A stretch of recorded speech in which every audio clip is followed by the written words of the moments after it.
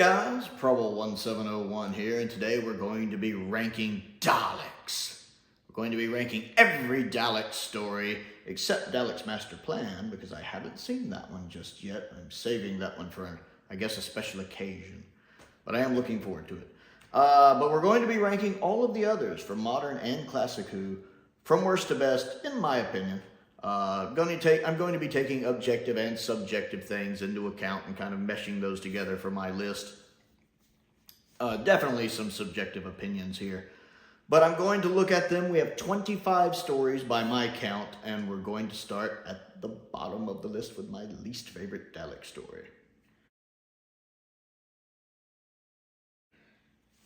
That's going to be The Magician's Apprentice and The Witch's Familiar. I don't get into this one. I just don't. Missy in it, as much as I love Michelle Gomez's Missy, doesn't need to be here. This is a two-parter that doesn't need to be a two-parter. The stuff at the beginning with her in the plane feels very John Sims Master-like. Don't really care for it. Clara's a bit irksome here too. The stuff with Clara being in the Dalek is incredibly stupid. The fact that they say to exterminate to reload, also incredibly stupid. The fact they say some of the things they say because they're trying to say it's really me and it's coming out, I hate you, kill you. That's so stupid, stupid, stupid, stupid, stupid. The snake creature is an interesting concept, doesn't execute fully, but interesting concept. And a lot of, like, the reveal at the end of part one that they're on Skaro. Cool reveal, like that. The stuff going on between the Doctor and Davros is good all the way until it isn't. But like, until we find out it's a cop-out, there's some good stuff going on in there. Some of the best scenes in Doctor Who can be confrontations between the Doctor and Davros. They are just golden a lot of times. This is no exception here. When you find Davros at the end of his life and that whole conversation he's having with the Doctor, the call back to the "do you have the right" speech is beautiful. Davros seems genuinely sympathetic and empathetic that the Doctor was able to save the Time Lords, that he's cared as much for his people as Davros has for his Daleks. The joke they share about we've only really learned one thing: you are not a very good Doctor. And they share a laugh. It was so nice to see that, just for it to turn out to be a cop-out. It's like Moffat built up this really great moment and then flushed it straight down the toilet where it belongs after what he did to it. And it's a cop-out. And then it raises the sewer Daleks, which somehow overtake it. This isn't just one of the stupidest episodes of Doctor Who. This is one of the stupidest episodes of television. And I live in an era in the 2020s where reality television exists. It's so dumb. Missy poking Davros's eye. It's just, the Doctor running around in Davros's chair, which literally should have killed Davros. The chair is his life support system. He can't live without it. That's been established before in Genesis. Maybe he's upgraded himself since, fair enough. Him being out of the chair and just being wired. Don't get me wrong, the scene of Capaldi in the chair is kind of funny. And his line about "this is the scariest thing you've ever thought of," it's kind of funny. But once the laughter of it wears off, it's so bloody stupid. There's a lot of dumb going on in this episode. Like, a lot of dumb. It has moments. It does have moments. Very precious few. The bit with the Doctor riding in on a tank playing a guitar. Can you scream Midlife Crisis anymore? Easily the worst Dalek story ever made. Easily, easily, easily. And they could have made it more impactful with the stuff they were doing with the Doctor and Davros. You could have made that meaningful. Because you could have killed Davros off there. Had that conversation been sincere, actually, killed Davros off, and you still could have brought him back. It's Doctor Who. The Doctor could have met him at earlier points in his timeline. He could have been cloned. There's other ways you could have brought Davros back while still having that scene between them throughout that two-parter be genuine. And Davros actually perhaps have some remorse. And then there's the bit when he opens his eyes. That's right up there with the moon is an egg. I'd always assumed he'd lost his eyes because apparently Stephen Moffat doesn't realize that this is set on a war. I mean, you think with the beginning of the episode he'd realize that, but you always figured that Davros was deformed because of the stuff he had been through and that he had lost his eyes. That's why he had a mechanical eye. Not just suddenly he was like, you know what, I don't like these regular eyes anymore. I'm just going to keep them closed and I'll put a mechanical eye in there. That sounds like an ingenious idea. I am a genius. And suddenly he's just like, you know, I'll cut this off and go, oh, he just had them closed the whole time. Are you fucking shitting me? Like, I try not to cuss a lot because the algorithm doesn't like that. But I have to here. Are you fucking shitting me? How fucking stupid is that? No, it wasn't that he lost his eyes. He just never wanted to open them before. I want to hit Stephen Moffat in the face. This is the only time I've ever wanted to actually punch him. I mean, I wouldn't do that. Stephen Moffat's great. He's one of the best writers the show's ever had. Trust me, if I ever actually met him, I'd want to shake his hand and thank him for a lot of the contributions he's done for Doctor Who. But just in this one moment, what the fuck were you thinking? Why? Why? Fucking stupid. Fucking ridiculously stupid. I don't understand how anybody likes this episode. Literally, I don't. It's so fucking stupid. It doesn't feel like Doctor Who. And like, is there anyone who watches him open his eyes and go, yeah, excellent writing. Yes, this is one of yours. Of all the problems I just discussed with this, how can anyone still like it is just fucking beyond me. Next on the list is The Chase, which is still bad, but way better than what we just talked about. The Chase is an interesting one because it's a six-parter that has really good episodes, really bad episodes. The first episode and the last episode are fantastic. They are really good. I really like them. The second episode's kind of crap. The fourth episode is complete crap, where they have Dracula and Frankenstein, and that's... Ugh. The fifth episode's not very good either. I think it's the third episode, the first part with Stephen. Well, it's not actually Stephen, but it's Peter Purvis on the Empire State Building. I love that part. Love that part. Love watching Peter Purvis use like a southern accent in New York. I absolutely love that part. And the fact that even the Dalek doesn't kill him and it's just like, I gotta get the heck out of here. I love that. Although the second half on the Mary Celeste also sucks and is stupid. So two and a half good episodes and the rest of it's crap. It's a good exit for Ian and Barbara in a story that makes sense. We see the Daleks getting time travel for the first time and somehow they're able to track the TARDIS, which is crazy. The mechanoids are an interesting idea, even if they're not realized very well. Boy, they really were trying to create the next Daleks a lot in 60s Doctor Who, and it never really worked out, did it? The mechanoids. Although the mechanoid battle, the battle between the Daleks and the mechanoids is a really cool battle. I actually really like that. That sequence is shot very, very well. And then I love the scene when the Daleks are getting ready to attack toward the end, and the one Dalek is like questioning them, like, are we sure we can do this? And like the head Dalek takes personal affront to that. Like, we're the Daleks, we will crush, we will destroy it. Like, he gets all mantic and Dalek-y. Like, what are you talking about? Of course we're going to destroy him. Get to the back of the line, back of the mob right now. That's right, get to the back of the mob. He's just personally offended by it. And I love that. I absolutely love that. So The Chase is a very mixed bag for me. Really good and really bad.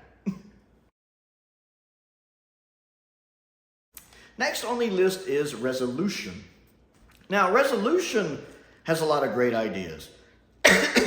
It goes back to the rule that Dalek does, where you just have one Dalek, and it shows how deadly one Dalek can be. And that's great, because when you have a lot of Daleks, you pretty much have to Deus Machina them to beat them at the end. It has to be something quick, something kind of, oh, he blew them all up. That happens a lot in Doctor Who. It's this little Deus Machina thing at the end, and you're like, oh, okay. So I like when there's one Dalek, because you can handle that in a more realistic, relatively speaking, manner. And I like how that's done here. I like the fact it's a different type of Dalek, this being a recon Dalek and how it can puppeteer people. I like that. That's very, again, body horror, possession are things that I think people inherently have a fear of. So it plays into that. It adds a new depth to the Daleks and a new dimension to them we've never seen before, which I like. The actress who plays the girl that's getting puppeteered, hats off to her. She does a great job with this. A lot of that's down to her performance when you know, even the whole scene when her and the Dalek are talking and he just takes control of her and has her typing. It's a really good scene. I still can't quite figure out if she's killing people or just knocking them out, like the cops on the side of the road. I don't know if they're dead or just unconscious. The only reason this one isn't higher is I don't go back and rewatch it. Despite me really liking the things it's doing, I don't go back and rewatch it much. The stuff with Ryan's dad doesn't really need to be there, although the scene when Graham opens the door and sees him, just goes, no, and closes the door is great. I love that. Him being puppeteered at the end is a little, oh, I saw that coming a mile away. Them melting the Dalek casing with microwaves is a little, really? But then again, it's not regular Dalek armor. It is kind of a makeshift Dalek armor, so it's not outside of the realms of possibility. Also, the scene when the Dalek is just wasting the military people would be great. I love how well that's choreographed. That's awesome. When it's just boom, boom, boom, boom, and then when it blows up the tank with its little... that's a really good scene and shows just how deadly one Dalek can be. Again, despite how much I like about it, I never seem to go back and re-watch it. I think I've only watched it the one time fully, maybe twice, and then I've seen it in like reactors that I watch. I just, for some reason, despite all the positives it has going for it, it doesn't have that rewatchability to it that I like. I don't know why. Whereas something, say Destiny, which objectively might not be as strong, has a strong rewatchability for me, which is why it's higher on the list. Despite every good thing it has going on, I still don't want to go back and rewatch it for some reason. I'm never like, oh, I want to watch Resolution. I don't know why, I just don't. And that is the reason why it's this low. Next on the list is Planet of the Daleks. My least favorite 70s Dalek story. It's one of those rare occasions where I prefer the original effects over the updated effects. A handful of the updated effects are better, but just overall, I prefer to watch it with the original effects. Mostly because the episode 1 cliffhanger with the reveal of the invisible Dalek, the original version of it, is way better than the updated effects by like 1,000%. Daleks! I love that original effect of the Dalek being uncovered, just looks better. Also, when the Dalek looks in the hole and sees all the Daleks running around, waking up, that looks better with the models than it does with the CGI, to me personally. The story doesn't do much for me, as much as I like having the Thals back, and that's one thing Modern Who has forgotten about, is the Thals. We never see the Thals. I'd like to see them come back somehow. And I love having Bernard back in it, who of course plays the Thal in this one. I like him whenever he shows up in Doctor Who. Just has that really booming voice. The episode 3 restoration also looks really good, the color restoration. Just for this one, if this had been a 4-parter, I might not have minded it as much. But as a 6-parter, it just kind of drags and gets boring for me, to be honest. I'm trying to remember if that's the one that has the cliffhanger with the floor, with the checkered floor. No, I don't think so. I mix some of these up sometime. I don't think so. That might be Death to the Daleks I'm thinking of there.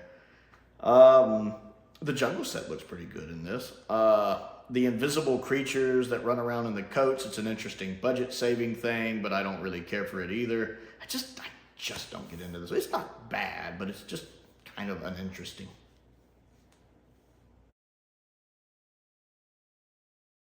Next on the list is Into the Dalek, and this is another one I just don't get into. I'm a little kinder to it when I'm fresh off a rewatch of it, and I do like Rusty a lot, and the idea of a good Dalek is interesting, and I do love at the end when Rusty's just running around wasting all of the Daleks. That's pretty cool. But Capaldi's still in his Am I a Good Man phase. This is his 2nd episode, and that doesn't really do much for me. You're the Doctor, of course you are. He feels a lot more like early Hartnell here, which I don't really care for that. It's interesting, the idea of them going into a Dalek shrunk down like that. Very fantastic voyage of them which is cool and a neat idea. The bit at the end when he won't let the girl go with him just because she's a soldier really irks me. The whole 12th Doctor and soldiers thing is really weird, coming from a guy who's close friends with people in UNIT, worked with UNIT for years and years and years, and now suddenly he has a problem with soldiers. And the fact they just harp on it so much in this scene, it's a mixed bag of a story that I don't go back too much. And the whole she cares so I don't have to, it doesn't feel like the Doctor. It really, early Capaldi, just him personally, the 12th Doctor personally grates on me. I really wish he'd been more, I know people like him having an arc, but I much prefer if he had just been Series 10 Capaldi more, because I like Series 10 Capaldi better. Next on the list is the Daleks, the original one. It's too long. It's so slow. It drags. The Daleks drags. Make no bones about it. You know how I can prove to you the Daleks is too long? The fact that they can cut 100 minutes out of the Daleks, out of a 175-minute program, and make it work. Now, as I'm recording this, the new restoration of the Daleks, the 75-minute movie format in color and all of that, hasn't been released yet. I'm recording this in early November. But the fact that they were like, yeah, we can cut down 175 minutes to 75 minutes tells me immediately that I have been right all along and that the Daleks is too long if they can cut all of that out and still make it work effectively. Probably more effectively. That proves to me there's a lot of filler in the Daleks. Lot. The Daleks can put you to sleep. If you're an insomniac, go watch the Daleks. It's not that the Daleks is bad.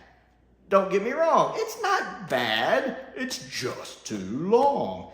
I don't know how the color version is going to work. I think black and white helps the story, but I am looking forward to the color version. I don't really remember if the music's good. I know they're rescoring the new version, but I don't have any memory of the incidental music off the top of my head. Also, the episode 1 cliffhanger is great, where you just see the plunger and that wonderful scream Jacqueline Hill does. Great cliffhanger. It's a good story. I do like it a lot. I never want to go through it a lot because it's just too long. I much prefer the Peter Cushing movie for a number of reasons, but mostly because it's shorter. So I'm actually looking forward to the new version. That's probably going to be my definitive version of the Daleks, personally. Next on the list is Eve of the Daleks, and I enjoy Eve of the Daleks. I love a Groundhog Day style story. I love Groundhog Day. And it adds a new wrinkle into it of each loop getting progressively a minute shorter. That's nice because it puts you on a ticking clock to make sure you get it right in time. I love the Gatling guns the Daleks have, despite the giant plot hole that they still always seem to miss. But I love that. I don't know why. I just find that funny. I think both of the guest actors are doing good. The guy and the woman. I think the woman's a comedian in real life. They're both great. I like them. They really have this kind of, we don't know what's going on, fish out of water thing going here. I love when they go into the guy's storage room and it finds out he collects all the stuff from the girls he dated, and they immediately have that reaction of, girls you dated, are they alive? Because us as the audience are sitting there going, as well. And he's like, yes, of course. And we're all, while they're breathing a sigh of relief, we're also going, it's kind of funny. Whittaker is not overly impressive in it, I'll be honest.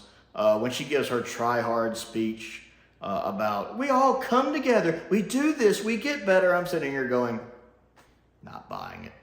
Not buying it. You need McCoy giving this speech, or you need Troughton giving this speech, or Capaldi, or Tennant, or Smith, or Eccleston. They can make this speech work. You are failing in this speech. I just don't buy it. It's one of the reasons it's not higher. Whittaker herself's not really impressing me in this episode. We dip into the Thasman stuff a little. I do like the fact Dan calls her on it. The fact she's like, I don't know what you mean, Dan. He's like, I think you do, actually. I like the fact that Dan catches on that she knows and just kind of ignores it because for some reason 13 Doctor is very antisocial. Not in the alien way like Tom could be, but just in the antisocial way that 13 can be. The awkward way. It's a mixed bag because 13 is disappointing in it, but the actual story I enjoy a lot.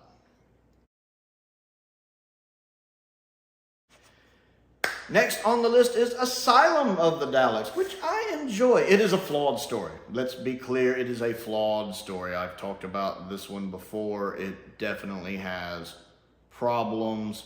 Why would the Daleks even have an asylum for insane Daleks? You figured they would just kill them. I mean, you've seen that many times where if a Dalek isn't even doing its job properly, they kill it. Look at Planet of the Daleks. Oh, you still haven't killed the Doctor yet? Blah, done. Why would they keep an asylum for Daleks? It really doesn't make sense. It kind of goes against what the Daleks are. Not pure, contaminated, kill it. So that's a little silly. The stuff going on with Amy and Rory seems there just for the plot. It comes out of nowhere. Don't really care for that. This is also the first one that does the little puppeteer people that are actually Daleks with the stalks coming out of their head, and that's stupid and annoying, and I hate it. So I dock points for that. Although it is pretty neat the first time it happens with the guy, and he's like, I died out there. Oh, I forgot, I died. And it comes out of him, and then it comes out of all the dead people. That's actually a pretty neat scene. You don't see it coming. But I never liked that concept after that. It does a good job of introducing us to Oswin, who will be Clara, because we knew Jenna Coleman was coming. We just didn't know she was coming this soon. So it does a good job of sneaking her in, getting us fired up fire. The twist at the end I didn't see coming, even though it gave away it was coming, because it mentions the souffle bit at the beginning, so there's some great foreshadowing there. With her being the Dalek, don't see that coming. And then trying to figure out, well, how is she going to come into the story late? What? It does a good job of making you go, I like that. I love the comedy in it. It has some nice funny parts in it. You're going to fire me at a planet. That's your plan. Well, it's not a bad plan. Don't compliment the Daleks when they're firing me at a planet. I enjoy some of that stuff a lot. I do like Matt Smith in this episode. He is really, really good in this. The bit about the Daleks forgetting the Doctor is incredibly stupid, and I'm glad they kind of dropped that quick, because it was dumb. It's a mixed bag of an episode, but just subjectively, I have a soft spot for it and have fun with it when I'm in the mood to go back and rewatch it. Next on the list is Revelation of the Daleks, Colin's Dalek story. I like this one. I feel like I just did a video talking about this one, and I can't remember what it was. I enjoy Revelation of the Daleks. I do. I really like the assassin guy a lot. He's really good.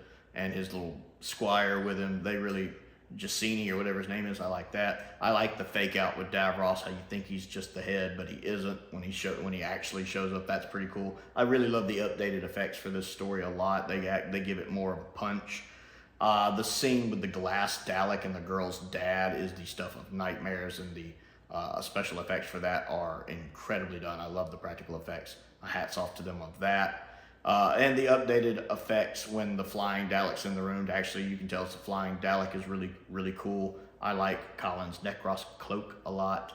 I don't really care for the bit with the guy who... Clive Swift's character. I don't really care for Clive Swift's character and the girl that likes him.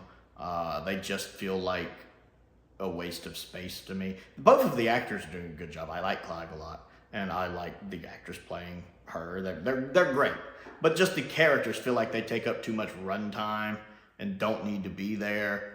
So when they get killed, I don't really care. I never care about what's happening with them. I'm always wanting to move on to the next thing. The DJ is very irksome. Nothing against Alexei, was that his name? I think his performance is fine. But I don't understand why he's there. I mean, I get in the story why he's there, but it doesn't make sense for him to be there. Also, his death is really silly. He's like, I'll kill one, haha. There might be another one, I'll kill it too. Oh, I'm sure there's no more, I'll walk out, haha. Oh, there's a third. That was dumb. Also, the one guy who gets killed and takes like 30 seconds to die, like the butler to the one lady, who was also in City of Death. When he gets shot and he's, I'm surprised he didn't drink his drink. I thought he was going to finish it for a second. I did. It does have it is a little clunky in places, but it's a good story. I like going back and rewatching Revelations. Most Dalek stories are good stories. Next on the list is Revolution of the Daleks. I do like Revolution of the Daleks, the best of the Whittaker specials. I like that it taps into the Civil War aspect that we saw in Remembrance and Revelations. And it reminds you just how much the Daleks kill anything that's different. So it makes no sense for them to have an asylum. I like the design of the more human Daleks. Again, basing off the Resolution design. I like that design. I thought it looked good. It looks like, what if humans made the Daleks? I like that. I like how it connects to Resolution with the one guy cloning a Dalek, because that is something people would do, because if you ever want to know what happens when you play God, go watch The Fly. The 1986 Fly, it's one of the best movies ever made. It's almost a perfect movie. I love that movie with Jeff Goldblum and Jenna Davis. If you've never seen The Fly, go watch The Fly. I love that movie. You kind of have that same problem here. Somebody tampers, they shouldn't tamper, and it bites them in the butt. Whittaker is fine in it. I love having Jack back. I do like that we got John Barrowman back as Jack. It's a little weird that it took the 13th Doctor 50 years to get out of that prison. I feel like most doctors would have been out of there quicker than that. But plot-wise, it gives us a reason to have Jack there, which I like. The Trump guy is much better in this episode. He's still kind of self-centered, but he seems like he's trying to do the right thing in places. I enjoy the scene when she tricks the Daleks into the fake TARDIS. And even though she kills a TARDIS, which is a living thing, and there aren't that many TARDISes left, I don't feel like the Doctor would do that willy-nilly. It feels a little out of character, to be honest. But the actual effect of all of the Daleks flying into the TARDIS, and then the TARDIS shrinking down, that's a really impressive special effect. I was really impressed with the visuals of how that looked. And it really gives you an impression of how big a TARDIS is when they can all just... And I love the fact that to get rid of the other Daleks, she calls in the real Daleks. And it works. They're always there like sharks in the water. I like that. Very apt comparison there. So I enjoy this one a lot. And I actually like Whittaker's performance in it well enough. So that helps it. The Daleks Take Manhattan and Evolution of the Daleks. I find this one a little more underrated. I might not place it as quite as high as I used to, but I do enjoy this one. I've actually watched it several times because I used to watch the Tennant era a lot because I was a huge Tennant fanboy. He was my solid number 2 for a long time, and he's still a good Doctor. I like this one. I enjoy being in Manhattan in the 30s. It's a fun watch. I think the guest actors are doing a good job. The guy who runs the camp, who ends up getting killed by the Daleks, I think the actor playing him is good. We have Andrew Garfield, he's good in it. I don't really care for the pig stuff with the pig servants and Laszlo and all that. Doesn't really do much for me. And the girl that loves Laszlo, I don't really care for all of that. But I love when the Doctor realizes the Daleks are there, when he's scanning the brain stuff, and he's like, 6-did Scarrow. I love that realization. And then when he sees them and he gives that speech about they survive, they always survive while I lose everything. I lose everything. I love that. I absolutely love that. You can see the frustration, anger, and bitterness in his voice right there. It's really impressive. And how he hides when the Dalek goes by, and how even Martha, when they identify themselves, she's like, Daleks, because she's heard him talk about them before, because he told her about the Time War in Gridlock, so she's like, the bit with the human Daleks is a little meh, but I like that the Cult of Scarrow, their whole thing is to think outside the box. So, of course, the Daleks are supposed to keep themselves pure, but they're supposed to think outside the box. So Dalek 6 willing to try this. Of course, the other Daleks, they can't. That's why they turn on him. He's not real Dalek anymore. They want pure Daleks. That makes sense. I do love the bit, too, when Dalek Sec, once he's human, or humanish, is talking to Tennant, and it's like, well, your creator thought, emotions weakened you. He was wrong. He was what? I love that. He was what? He was wrong. They make us less. And then it's just like, whew. The bit with the lightning mixing the Time Lord DNA in is a little weird, but like I said, it's a mixed bag, but overall I find it an enjoyable story. Next on the list is The Stolen Earth and Journey's End, the Series 4 two-parter. This one Next on the list is The Stolen Earth and Journey's End. This is a really good two-parter that, of course, ends Series 4, but it is a little over the top. Russell has this habit of, my series finale has to top the previous series finale, which kind of starts getting into the realms of the ridiculous by the time you get to Series 4 with the reality bomb. Granted, that is something Davros would come up with. Megalomaniac Davros. Oh yes, I can see it. It fits. Of destroying not just this reality, but all realities. I can see that. I'll buy it. But it does feel over the top, cramming everyone in. The companions have stuff to do, but it still is very much bloated and big. It works, but it's bloated and big, and having Rose back. The fake-out regeneration is really cool. I mean, I knew it was a fake-out regeneration, but it was a really cool cliffhanger. I enjoyed it. I like how Julian Bleach plays Davros, and I like Davros's makeup in this one. It's way better than it is in The Magician's Apprentice, where they make him look more like Terry Malloy. I much prefer how they do him here, where he looks more like Michael Wisher. That's really good makeup, and Julian's probably my second favorite Davros after Michael Wisher. He's really good in this. The explanation of how he survived with Dalek Khan teleporting into the Time War is pretty nifty. I like this one. The bit at the end's a little weird when the TARDIS tows Earth back. Wouldn't that have like basically destroyed the planet by the time they got the planet back? Wouldn't it be in shambles? I mean, willing suspension of disbelief, Prowl. Willing suspension of disbelief. Everything's fine. It's a nice little ending. Rose gets her happy ending with her human doctor. I like that. We don't ever need to see her back. That's a great ending for her. I like the headcanon and think that 10th Doctor ages into Peter Cushing's Doctor from the movies. It doesn't quite work, but I still like to pretend that. It's a cool little fan theory. But yeah, despite everything, I still find it a fun romp. Next on the list is Bad Wolf and Parting of the Ways. The first half of this one is very dated because of all of the TV show references of the time. Like, it's dated worse than like a lot of classic Who is dated, and makes the first part kind of hard to get into from some aspects. It's cast well. I do like the guest cast in this a lot, especially, was it Linda with a Y, I think? I like her. She's really good. I love the little rapport she has with the Doctor. I was very sad when she died. The other two kind of people that help fight, I like them a lot. The guy and the girl that kind of have a thing for each other. He definitely has a thing for her. They're cast pretty well, even though they have small parts. I enjoy it. It's a good cliffhanger with the reveal of the Daleks. It's a good way to bring the Daleks back in force, so to speak. I love that bit at the end of part 1 when the Doctor's like basically telling the Daleks, no, I'm going to do all this. I'm going to wipe every last stinking Dalek out of the galaxy, or whatever he says. Rose, I'm coming to get you. That's great. That's a great cliffhanger. Part 2 is really good. The stakes feel so high. The stakes feel so high.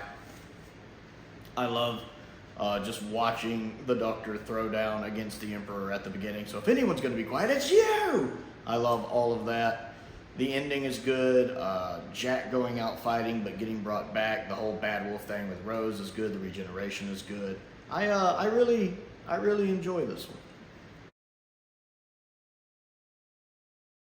Next on the list is Army of Ghosts and Doomsday, the Series 2 finale.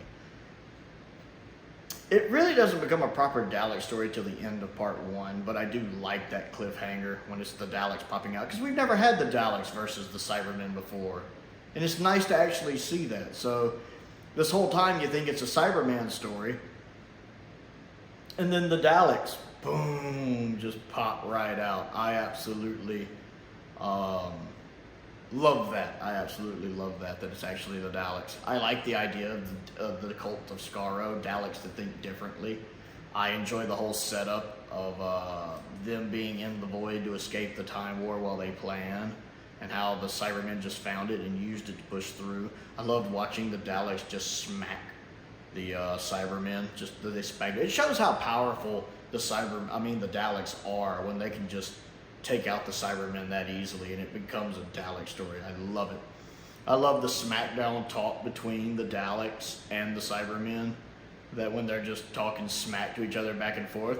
We could destroy all the Cybermen with one Dalek. I love that scene so much, because it's like Dalek X not saying it because he has an ego, or he's saying it because he thinks he's better in the sense of like with a smugness. He's saying it because it's just factually true as far as he's concerned.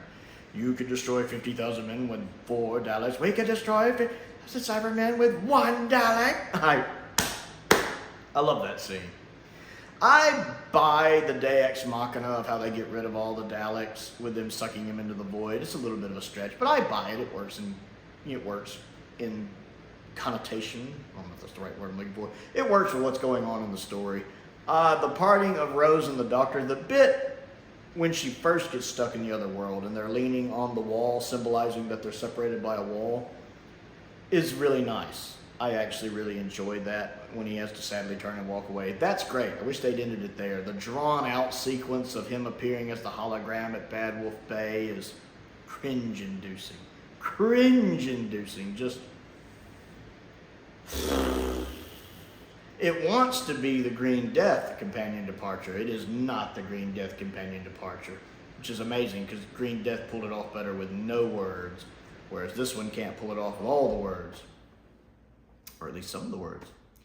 So they should have cut it right with them being separated by the wall, and that would have worked better. But I think it's really fun, and I got to see the Cybermen and the Daleks fight.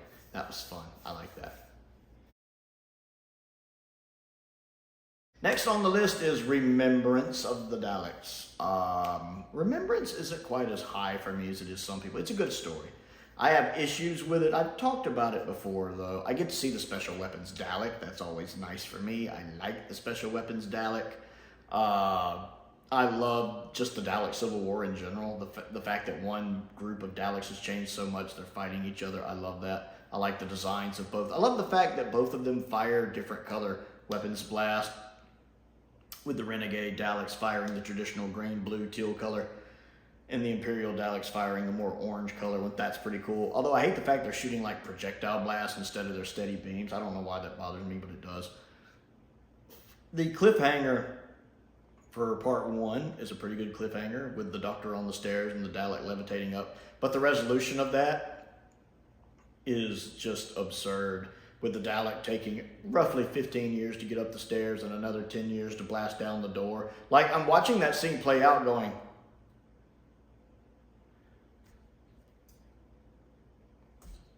that shouldn't have taken that long. We get to see Ace beat up a Dalek with a bat and crash through a window. That's pretty cool. I like the unit group that's in this for the most part. The one guy who turns out to be a traitor, his acting didn't really impress me much, to be honest. Some nice social, political messaging going on in there that I like in a good way. Good commentary on how society was at the time. Remembrance is good. It's got its flaws, but it's good. Next on the list is Resurrection of the Daleks. Resurrection is great. I mean, it's legendary for having its high body count. More so than the Terminator. And I like the fact it's a dark story where a lot of people get killed. That's the Daleks. That's the freaking Daleks. It needs updated effects badly. Like, I think it's been a long time since I've watched Resurrection. I would have a hard time watching Resurrection. It needs updated effects. If there's only one more classic story that gets updated effects in the collection range, it needs to be that one. It's at the top of my list. Even higher than Invasion of the Dinosaurs. It just needs them. But I enjoy it. There's just so much going on. You have so many, the cast is big, even if a lot of people have smaller parts. I love the assault when the Daleks go to save Davros. I like Davros plotting behind their back to take control of them. I like having Lytton in it because I like Lytton a lot as a character. I really enjoy Resurrection. I think it's the best 80s Dalek story.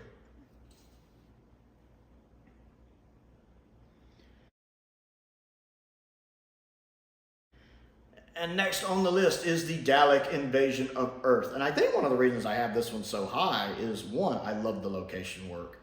It's just something iconic about the location work of the Daleks running around in what I'm assuming is London.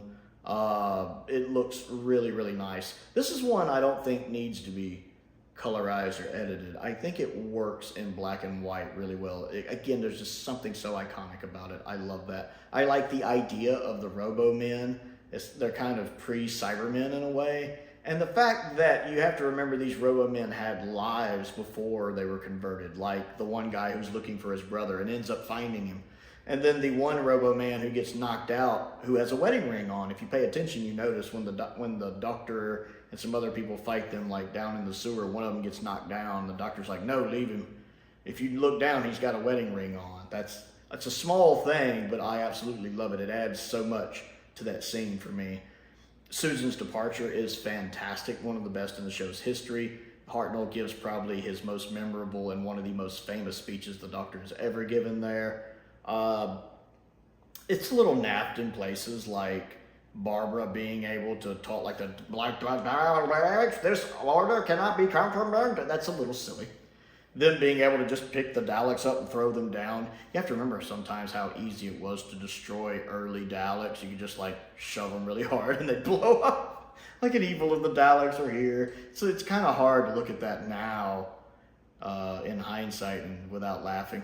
Also, the two women who turned traitor and turned them in. Like, I can imagine that being real, that there being people who have lived such hard lives, they're willing to betray their own people just to make those terrible lives a little bit better, who would turn people into the Daleks just for a little bit of food or something. And it's not that they were necessarily always bad people's, just their situation in life has turned them into this, sadly. That can really happen. So I really identify with that scene as well. It's a really good story, and I think it's paced pretty well at 6 parts.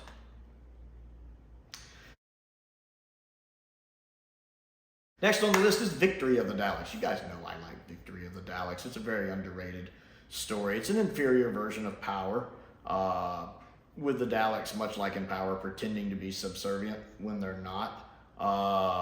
There's even that line of, I am your soldier, which of course mimics I am your servant. And he even holds the S slightly, which was done purposely. I remember in one of I think it was the Doctor Who Confidential at the time, mentions that they had him hold it slightly. I am your soldier, just slightly, as a nod to Power. The Paradigm Daleks don't bother me as much as they do some people. They're fine. I don't get as upset about them as some people. At the time, I wasn't thrilled about their design, but I think they're fine now. I kind of like the fact that the Daleks were color-coded to determine what kind of Dalek they were. I kind of wish that was still here, where you could tell what kind of Dalek one was by how they looked. That was a pretty neat idea, actually, if just not executed the best here. And of course, you guys know my biggest issue is the whole World War II planes flying around in space, shooting up a Dalek spaceship is just preposterous. It's silly, it's dumb, it's really a jumping the shark moment. Not quite up there with the moon as an egg, but pretty far up there. It's kind of the one part my mind has to just let slide if I want to enjoy it. The rest of it's good, though. Matt Smith's putting in a good performance. I absolutely love the guy who plays Churchill. I like him as an actor in general. His Baron Vladimir Harkonnen was pretty good, too. And he's also in White Noise for a little bit, and I liked him in that. But I absolutely like him in that role. I love the idea of the Doctor and Churchill just being old buddies. To have a drink together. Oh, you've changed your face again. How you doing? I like the fact that they have that familiarity with each other, and they can make jokes, and when are you going to let me borrow that TARDIS, Doctor? I love that. I want more of that. I want them to meet Churchill again, maybe after the war. There's this big adventure Churchill has to help with that history doesn't know about. I would love that. I want to write that episode now. I really do. I like Victory of the Daleks. It's a very underrated episode. Next on the list is Death to the Daleks. Very underrated Dalek story. One of the most underrated Dalek stories. I love the Dalek designs in this story a lot. They're very, very good. They're different. I like the kind of silver and black on them. I love the fact they have to adapt and make the projectile weapons, which they test on the little tiny TARDIS they have laying around. And you guys know how much I love that, and my little theory that there's got to be at least one Dalek that secretly loves the Doctor, and that he keeps like Doctor Who memorabilia hidden. It's like stuff for the Doctor hidden. But all the other Daleks know about it because Frank, that's what I call him, Frank the Dalek. He's just a terrible, terrible liar. So it's like an open secret. Everybody knows he's a Doctor fan. So they shoot up his little miniature TARDIS. I do hate that Sarah Jane gets drugged again in this one. I hate when companions are getting hypnotized or drugged and almost sacrificed. It's a little repetitive in 70s Doctor Who, to be honest. So I kind of hate seeing that here. Heck, it happens to Sarah Jane no less than 3 times. But I love how John just immediately jumps to rescue her without even hesitating. I've talked about that scene before. I love that a lot. And the human cast feels pretty good. I mean, the actors playing them do a good job. I enjoy Death. The bit with the city is a little and I think this might be the one that has the weird floor cliffhanger. I can't remember if that's it or Colony. I think it's this one. And that's a little So not perfect, but the parts I enjoy about it, I really enjoy about it.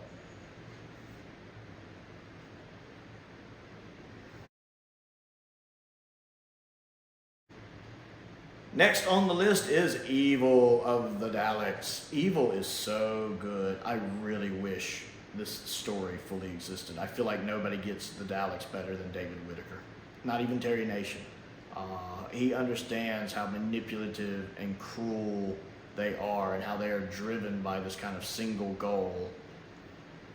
It's a good 7-parter. It fills out its 7 parts pretty well. The surviving episode 2 is phenomenally good. Troughton's putting in one of his best performances, in my opinion. The animation is really good. It is one of the best animations we've got. Not quite at Macroterra's level, but better than the Faceless ones. It's one of the top ones. I especially love the scenes on Skaro at the end. The black and white version of it looks really good. The color version of it really pops, especially once they get on Skaro. Excellent use of color. So I enjoy this one a lot. The guest cast are good. The main cast are good. I love the fact there's actually some friction between the Doctor and Jamie here, with the Jamie kind of thinking the Doctor's turned traitor, not realizing the Doctor is doing what the Doctor does, and it's kind of playing dumb and acting subservient when he's secretly setting traps within traps. Kind of like the 7th Doctor in ways, now that I think about it. It's a great introduction to Victoria, which I enjoy. I really, really think Evil's a really good story, especially since you get 3 big settings for it. Episode 1 takes place, right there in the 1960s, and you have like basically parts 2 through 5 taking place in 1866 in the big manor house, with the last 2 episodes taking place on Skaro. So you have some nice differences in locale there as well. I really think this one would rank higher if more episodes of it survive. Entering the top 5 for me is Destiny of the Daleks. Is it objectively as some of the ones we've just talked about? Probably not, but I have a soft spot for it. Destiny has a strong rewatchability for me. I don't know what it is, but I love going back and rewatching it a lot, especially with the updated effects from the DVD and the new sound mix stuff they have going on the Blu-ray set, which is over here actually. Like where they fix Davros's voice to where it's modulated properly, more like Genesis, really adds a lot to that one for me. It's got Tom in it. I love Tom Baker, and he's peak at witty Tom Baker here. You can tell Tom is in a high point in his life. Him and Lala are on cloud 9. I think he likes having Douglas as script editor. I think Tom and Douglas got on really well. Tom and Lala, of course, got on really well. So Tom seems to be really enjoying himself. So he's really putting everything into the role, which I like. He has a lot of humorous moments. Like, we think with pure logic, my condolences. I love that. We think purely with logic, or whatever they say, and he's just like, my condolences. I just love the way Tom Baker does the Fourth Doctor and how he handles conversations. It's why he's my favorite Doctor. No other Doctor has that kind of tongue-in-cheek humor with the way he talks. Well, you're a beautiful woman, probably. I love that too. A beautiful woman, probably. That could be my favorite line in all of Doctor Who. It's like nobody gets the Fourth Doctor better than Tom Baker and better than Douglas Adams. And they fit together so perfectly. And with Douglas script editing, I'm sure some of his stuff crept into this story. And it's fun. The budget's not there. Some of the studio sets look a bit naffed. The Movellan ship looks fine, but the Dalek city looks naffed. Yeah, they did a lot of shooting in a quarry. Even the Doctor's like, oh, look, rocks. I love that. That's funny. It's a nice meta joke. But I enjoy it. The guest cast is fine. The Movellan outfits are a little silly, and the fact they have such a strong weakness where you just grab the thing and reprogram it is also a little silly. But the sum is better than just the combination of its parts for me, and I like going back and rewatching it a lot. So rewatchability ranks it high up there for me. And then just loving the Fourth Doctor ranks it high up there for me. Number 4 is Day of the Daleks, especially the special edition. You guys know I love Day of the Daleks. It is a phenomenal story. Even the original version and the omnibus are good. They're enjoyable. The story is always strong, no matter what version you're watching. It's a strong story. Before, those kind of paradox stories were really being done to the degree they've been done now. And I believe even the guy who did X-Men Days of Futures Past said he thinks he was kind of subconsciously influenced by this story. And it is that neat effect of going back to change the past instead is what sets the events in motion that causes the present you're trying to change. I like that. That's neat. I think the guest cast are good. The Guerrilla Soldiers, I like the actors playing them. The main guy who's working with the Daleks, who learns the errors of his ways, I think he's doing a good job. But the updated effects just really make it pop. The teleportation scenes look better. Adding in the laser blast really adds a lot to it. The additional footage shot for the climactic battle actually makes the final battle feel climactic. The story went from being like a 7.5 to 8 out of 10 to being like a 10 out of 10 for me, or a 9.5 out of 10, because I really like Day a lot. It's one of my favorites to go back to.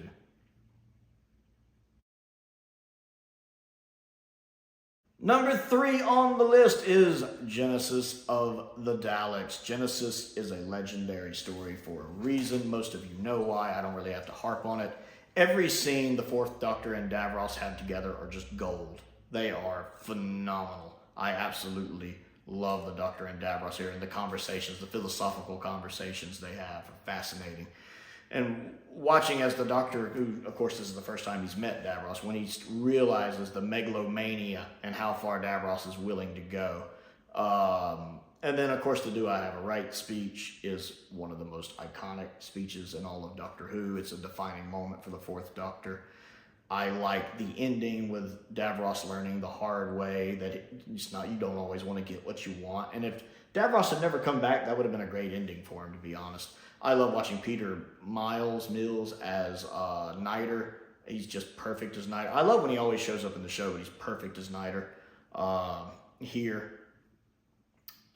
There are a couple times where I can see you cutting stuff out. The stuff with the clams, a little filler. Some of the B stuff going on with Sarah Jane's a little filler. But I also like that it paints the Thals and the Khalids not as black and white, whereas the Thals are good and the Khalids are bad, but where there's more of a gray area, where both sides have people who are good and people who are bad. And it's just these two groups and what they have been pushed through during the long course of this war and what it's done to them, which physically you can see on Davros, as what he's been reduced to because of the effects of the war. It's a really good story. It's held as a classic for a reason, and it deserves all of the accolades it gets. The top 2 are really hard. They're almost a tie. Typically, the one I have in 2, I have at 1. When people ask me what my favorite Dalek story is, usually the one we're about to talk about is the one I put as the best. Just for some reason, when I was doing the list today, I flipped. The last time I did this list a couple years ago, they were in the opposite order. They're going to be here. But I flipped them this time just because opinions change and fluctuate and evolve. But for number 2, I have Dalek from the modern series when the Daleks were reintroduced for a new generation of Doctor Who fans. And Christopher Eccleston is fantastic in this episode. Billy Piper is fantastic in this episode. The guest cast, like the guy playing Van Statten and stuff, and the girl playing his assistant, are really well cast in this episode. And the Dalek, it does such a good job showing how deadly one Dalek can be. And the fact that the entire world can be wiped out by one Dalek. What's the population there? Such and such. All dead. Why? Because it honestly believes they should die. Christopher Eccleston gets some of the best dialogue in his entire run here.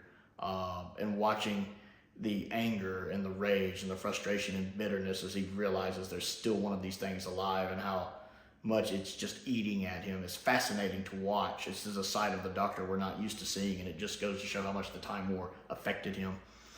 And watching the Dalek change over the course of the episode, it's very interesting. It's a really fun watch. It's essential Doctor Who viewing. It really is essential Doctor Who viewing. If you're a Doctor Who fan, if you're a Dalek fan, everyone should see this. I like how it remembers the Dalek as a genius, the way it's able to open the door so easily, the way when it takes out all the soldiers, it shoots off the sprinklers first to kill them more quickly with one or two blasts instead of a whole, shooting them each individually. It's just a phenomenal story, really.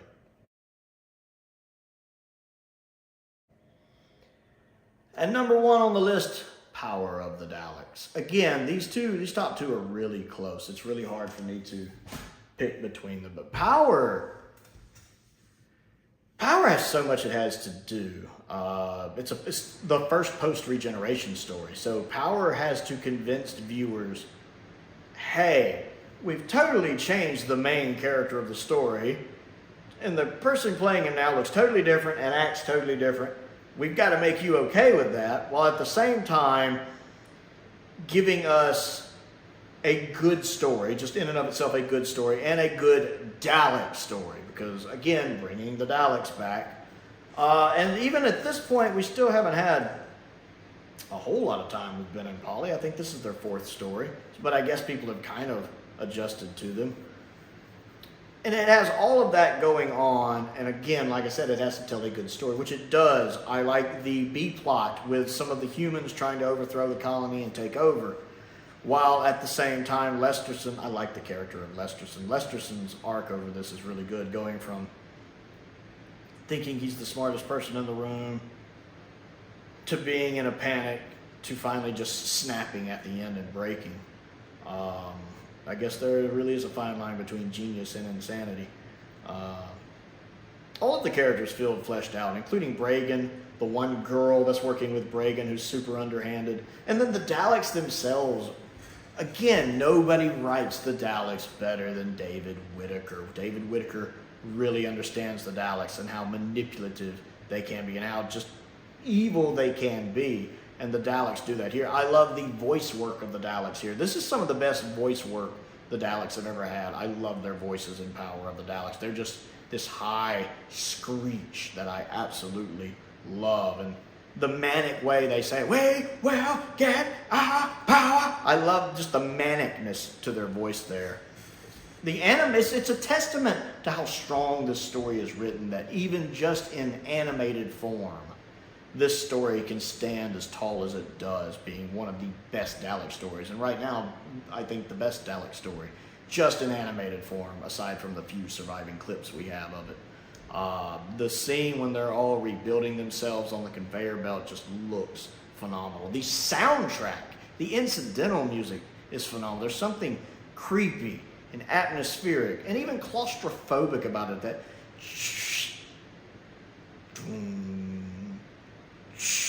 there's something about it that's just unnerving as all get out, and I love it.